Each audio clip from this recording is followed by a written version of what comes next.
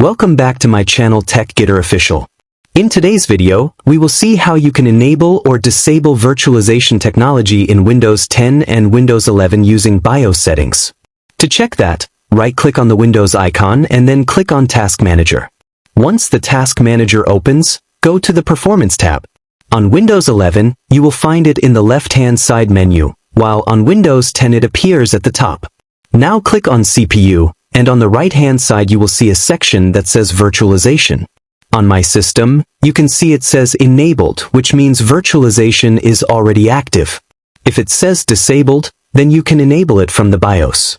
In case virtualization does not appear here or shows not applicable, then most likely your processor does not support virtualization technology.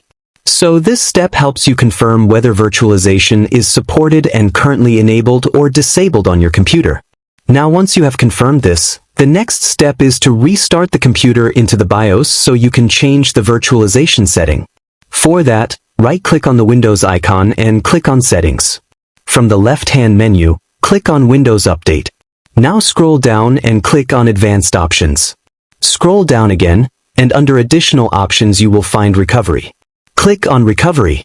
Here you will see the option called Advanced Startup. Click on Restart Now. Click Restart Now again to confirm. Your computer will now restart and load into the Advanced Startup Options screen. Once you see the screen, click on Troubleshoot. Then click on Advanced Options. After that, click on UEFI Firmware Settings. This option will directly take you into the BIOS. Click on it and then click Restart. Now wait for the system to restart and load the BIOS screen. Keep in mind that the BIOS interface may look different depending on the type of motherboard or laptop you are using. The settings for Intel and AMD systems can also appear in slightly different locations. Inside the CPU configuration, look for SVM mode. This is the option that controls virtualization on AMD processors. On my system, you can see it is already enabled. If you want to disable it, you can simply click on the drop-down menu and select Disabled.